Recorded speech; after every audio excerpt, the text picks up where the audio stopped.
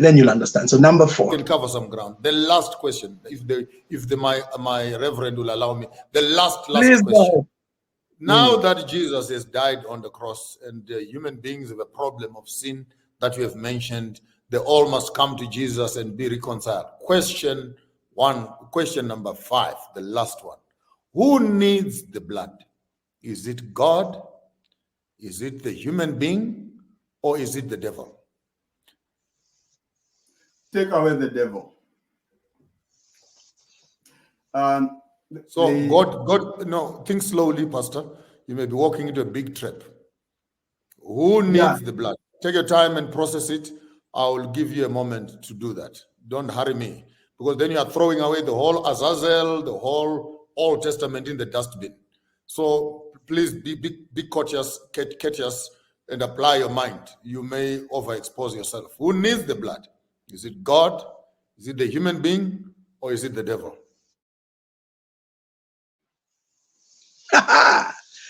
Yeah. You know, that's the one where you go, yeah.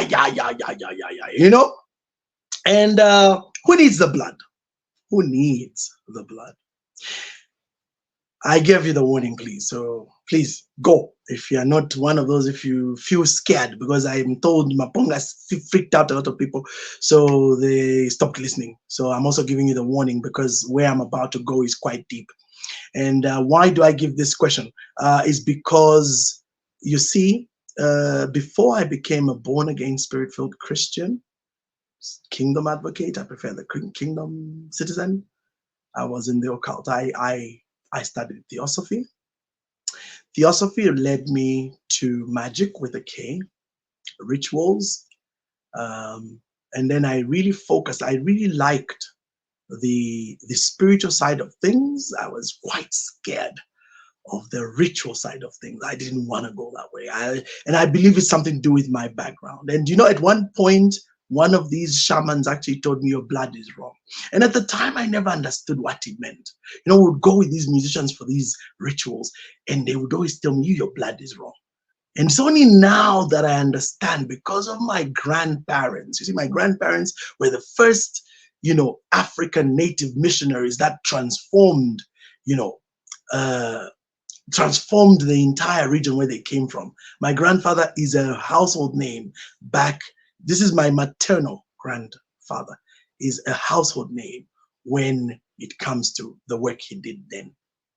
So you see, the thing about serving God is that there is something that it does to the blood, like literally to the blood.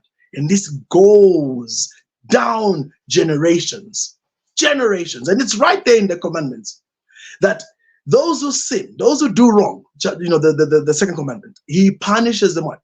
To the 4th generation. Now this 4th generation thing, there's a big argument that no, the children cannot die for the sins of the father. True, but in the spirit realm, my friend, this blood thing, that's a whole other topic. So who needs the blood? So to answer that question, we must first look at the nature of God. And I know Ntuntu did a phenomenal job to explain about the atonement. But I want to go very deep. All of you, you need to understand that when these angels came and operated in this realm in those days, you know, before Genesis 1-2, after Genesis 1-2, and after Genesis 8, after the flood, it's like these beings, it's just that their ability to come and interact on the earth was very limited. But either way, these beings seemed to have access, just that it was impeded and limited. Men had to pay heavier tolls in order to invoke these beings, and I'll get to that. So one of the interesting things about these beings, okay, one of the great things about these beings is that these beings seemed to have come on earth, according to the various ancient texts, to seek gold on the earth. This gold, according to the Anunnaki Chronicles, according to the narrations on the Nibiru, which is the special, you know, biodome they came with, literally planet-sized thing that they navigated from wherever they came from to here. This is not in the Bible, please. When they came here, they needed gold because apparently this gold was needed for fixing up their atmosphere. Okay, so they needed the gold, so they were harvesting this gold. So there's all sorts of stories around the harvesting of gold, and gold became the currency. It's a very interesting metal, gold, with very interesting properties. I'm not going to go into that, but just know that gold has remained a very significant currency even to date. Interestingly, even the Bible talks about gold, silver, gold, silver, gold, because gold was such an amusement for these gods. So we've come to learn that gold is a currency in this realm. In the physical realm, gold seems to be the stuff. But then there's something else. We also learn that blood is the currency of the spirit. Why is blood the currency of the spirit? It seems to be something that God designed to be that way. You see, God brought these laws. If you recall on my first question, I talked about the laws. So in these laws, something profound about blood. How do we know? Because literally from day one, for lack of a better word, when man sinned, when man went against, when he broke the law, the commandment that was given, do not eat of that fruit. When you eat of it, you will die. When he did that, in order for God to continue interacting with man, there had to be a penalty. So for that immediate act of disobedience, God himself had to slaughter innocent animals. So there we come again. What is it about blood? So when he slaughtered these animals, then he took their skins and covered Adam and Eve with the skin. So people wonder, when the fig tree is good enough? No, they didn't have blood. So when the blood was placed on them, then that blood became the covering. That's profound. Did you know that even when every year the Israelites went to the most high place to offer the blood offering, they would sprinkle blood upon the cover of the mercy seat, right in the presence of God. And that blood became the atonement. To atone means to bring back to a state of oneness. So I always like the breakdown I learned from Bible school: at atonement, at one ment. So at one ment with God. You see, atonement, at one ment. So this idea of blood is definitely born from, but the question is why? Why blood? So let's go into that now. The book of Revelation and the book of Genesis, the two most powerful, confused books which have been messed around with than any other books in the Bible, because they contain the depth of the very essence of what the kingdom of God is. The book of Revelation and the book of Genesis. And that's why these two books are the most messed up, most confused books one can ever understand. So in the book of Genesis, the Bible says, let us make man. I would have quoted, but I'm trying not to. Let us make man in our likeness and image. Or is it image and likeness? So what's the image? What's the likeness? So let's go into that. So image.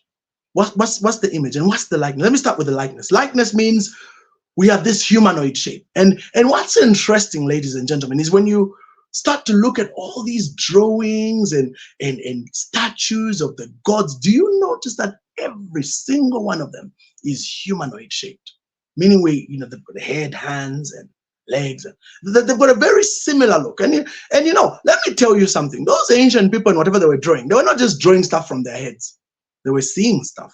They were being revealed things. And they would draw what they see. And they would create a likeness of that thing. That's why God said, if do not create any mold and image in the likeness of anything in the earth, heaven, whatever. Because you see, they would copy. They would see this thing and then they would copy. So likeness represents the look. But let's go to the image, because that's the one that we're getting to, and that's now going to get you to start understanding the whole idea behind the blood. So what's the image? So did you know that your image and my image is not that thing you see in the mirror? This body, no. Your image and my image is God's image. But what is God's image? So thank God for science, that science has revealed to us these things. So there's a very strange passage. Well, there are many. In Leviticus, where God says, life is in the blood. You shall not eat the animal with its blood, but you shall let its blood pour on the earth. Why the earth? Because the earth becomes a witness of the blood. And I'm going to go into this deeper so that you understand.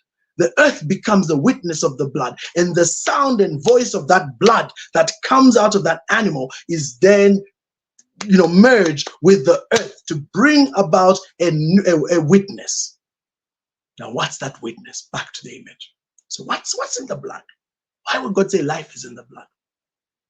What's this image? So the image, very simply put, the image that we talk about here is the very signature that makes God.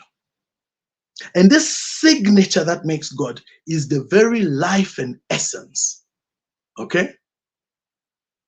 So you see, you have to understand that this life and essence that's in the image is your DNA.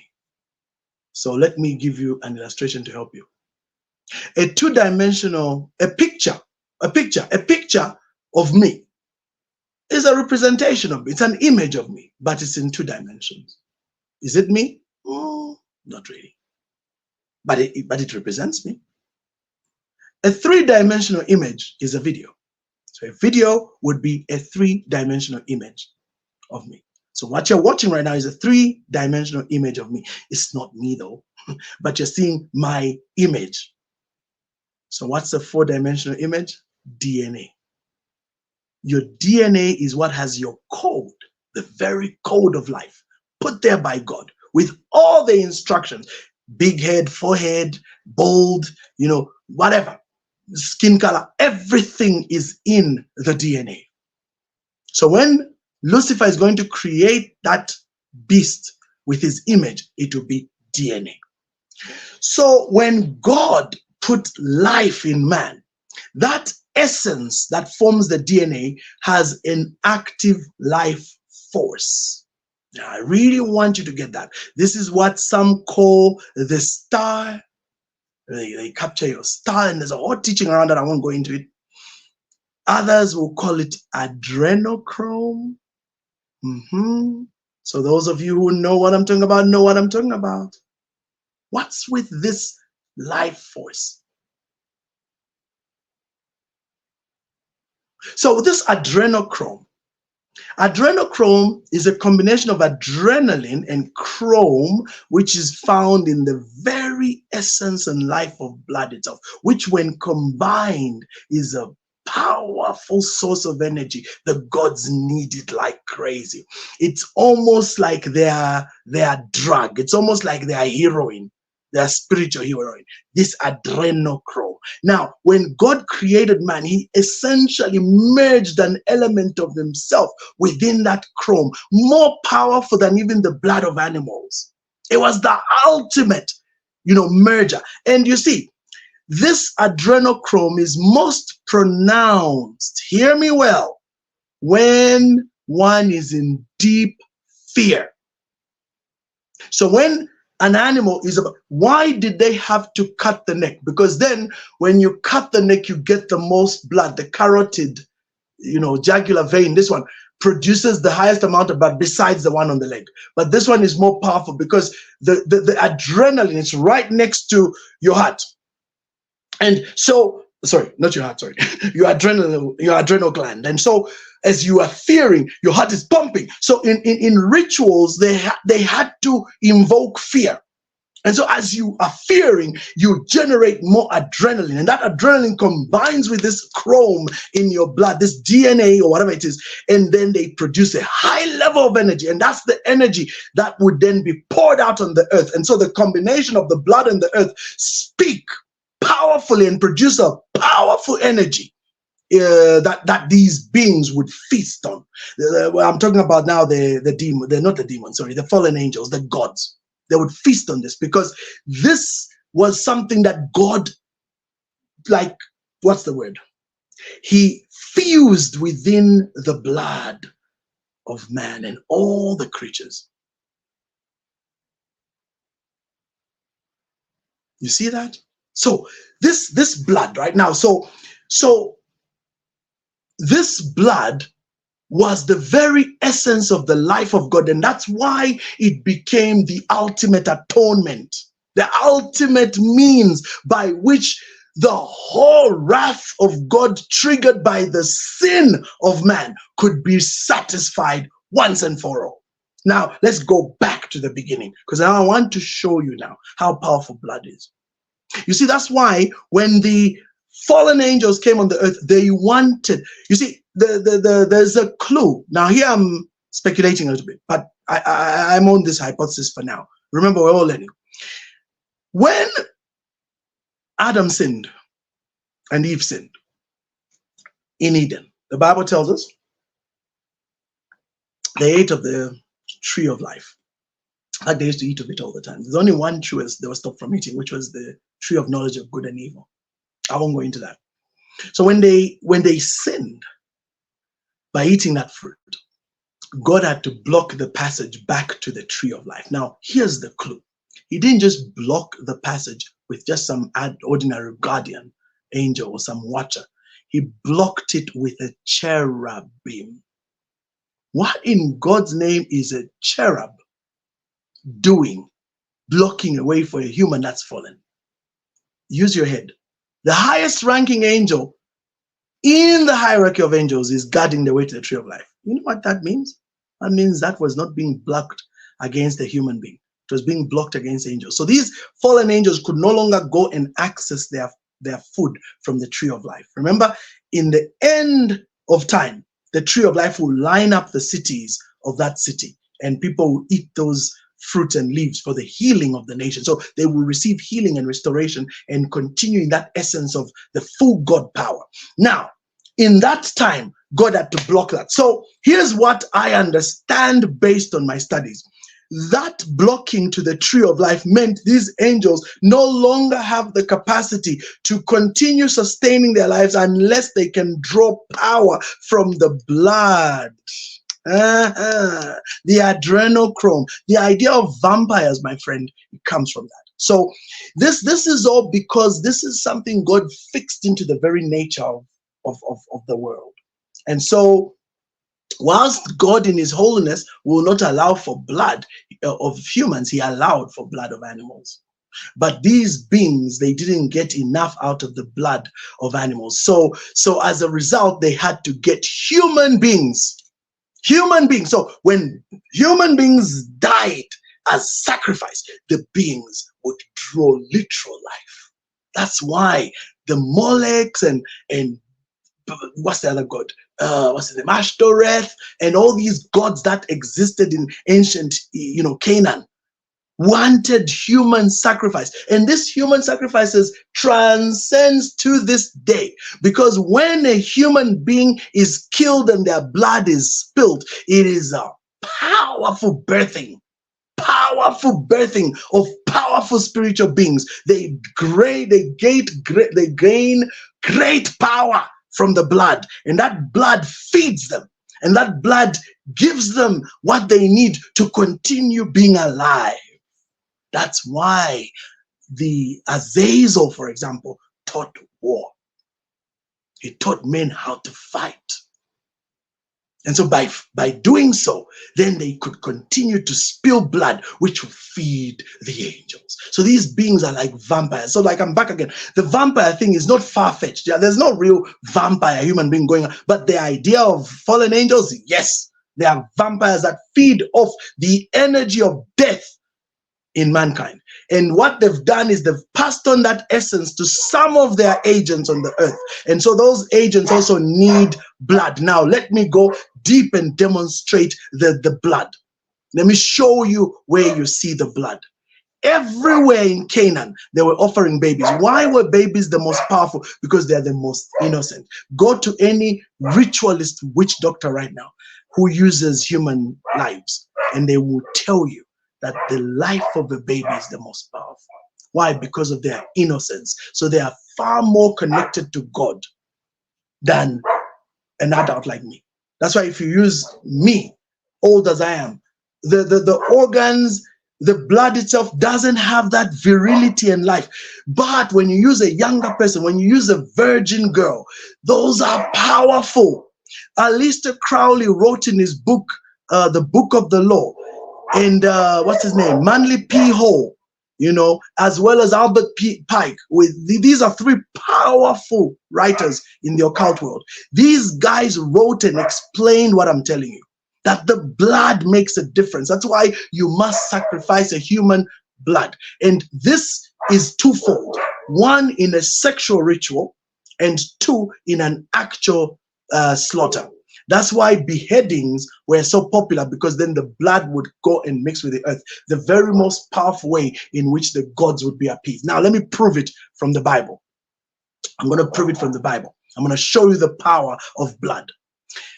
Number one, there's a story in the Bible, very powerful story. This one was, what's the name of that guy? One of these kings, king of Moab. Israel went to the prophet and asked for guidance, and the prophet told them that they shouldn't worry, they're going to have victory against Moab in Kings, okay? And when they went to now have war with these Moabites, the Israelites were winning. The Moabites were losing. This is in 2 Kings chapter 3. The Moabites were losing. And so as they were losing and they realized that they're going to lose, the king did something.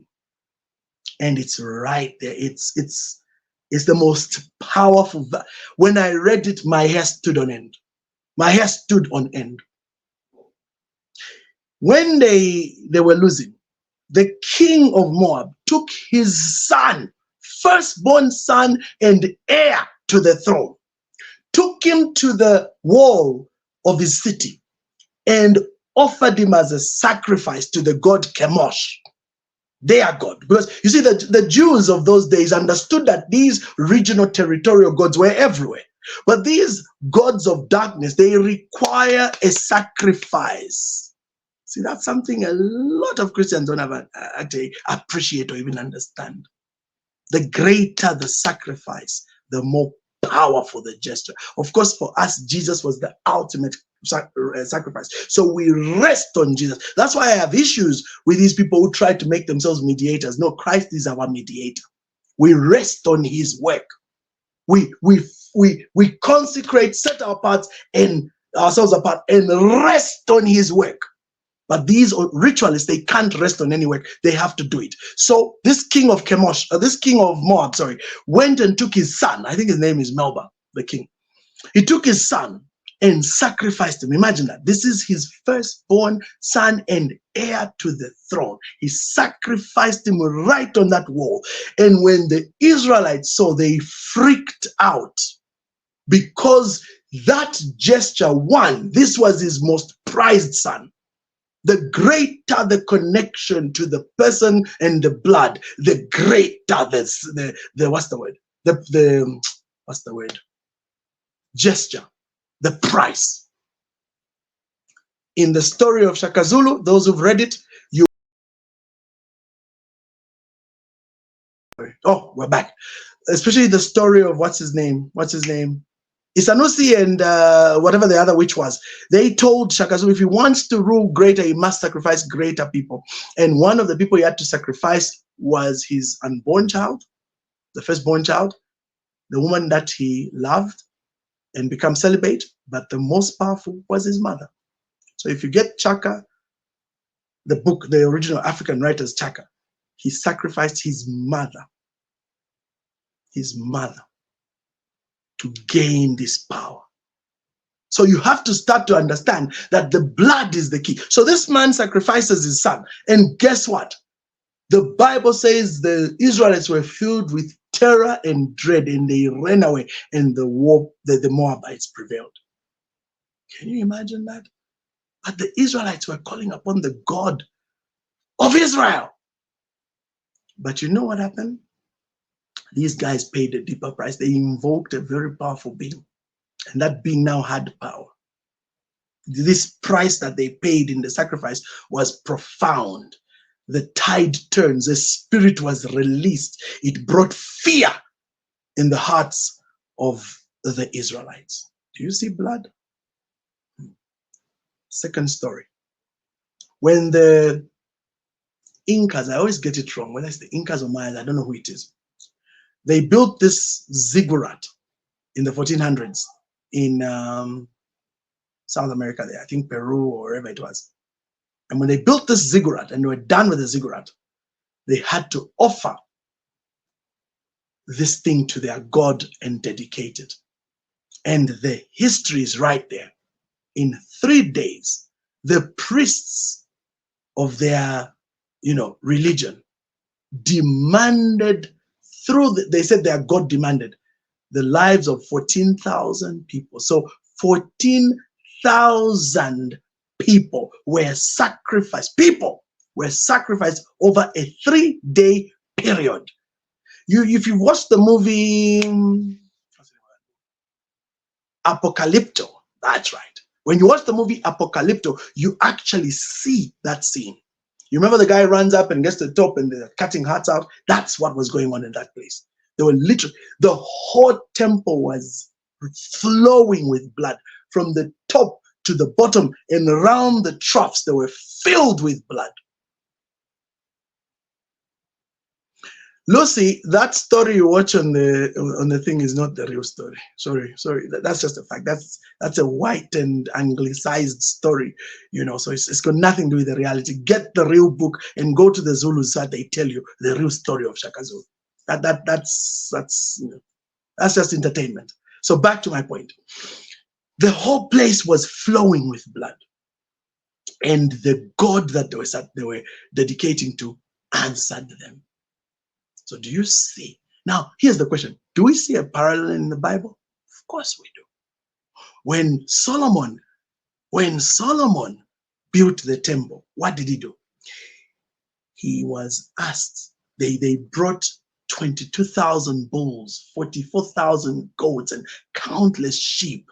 And when they did that, and they sacrificed that, the whole place was flowing with blood. Then they put these bodies and carcasses in one place. And then Solomon now made a prayer with all that blood. And the Bible says, and from heaven a lightning strike came and fire consumed all the bodies, and the temple was dedicated. And the presence of God came down so powerfully that even the musicians could no longer sing. Because of the presence, they were overwhelmed. So God was satisfied. But you see, he being the ultimate God draws satisfaction through the blood as atonement for the sin, because the sin is a stinking nostril and it draws the wrath of God to clear them. But the blood becomes the covering. That's why the Bible says, without the shedding of blood, there is no remission of sin. So for God, it's sin. But for these beings of darkness, it's power. They gain power. So you see, everything of darkness parallels that of God, but they do it in a bastardized way. So, and let me prove this. These laws, all these laws that we just talked about, somebody asked me, are those God laws from God? Yes. And the easiest example to give you is sex. Is it the devil who created sex, or is it God who created it? Answer, God. But how come it's so evil today? Because the devil takes sex and defiles it and offers it back in its defiled form. Did you know that when a man and woman who love each other and who are separate as husband and wife have the act of sex, do you know life is created? Because 3 things are released in that. And this is again the blood. 1, when a woman is a virgin, in breaking that bond of a hymen, blood is spilled. That's the first witness. The Bible talks in the book of John that there are 3 witnesses in heaven: the Spirit, the Father, the Son, and on earth 3 witnesses: the water, the blood, and the Spirit. So first, there is this breaking of the hymen, blood is released. Then as the act goes on, water is released. Water is released both from the woman and some from the man, though albeit in small amounts, but water is there. And then seed is released. When the seed is released, it carries life. Do you see that? There is a high level of energy that's generated as these people reach the climax of their act. That's a very spiritual act. But you see, the problem with many people is they don't understand the power of what goes on. So this blood, this event releases a powerful energy. That's why ritualists have to use sex to defile children. In the fear and screaming of those children, when they do what they do, they are drawing power from those children. This is written in those books. What's the book called again? Something in Morals and Dogma, but especially Manly P. Hall, The Secret Teachings. The Secret Teachings of the Universe, Manly P. Hall's book, and Aleister Crowley's book, The Book of the Law, where he talks about these things. He even talks about the rituals and what you need to do with these children.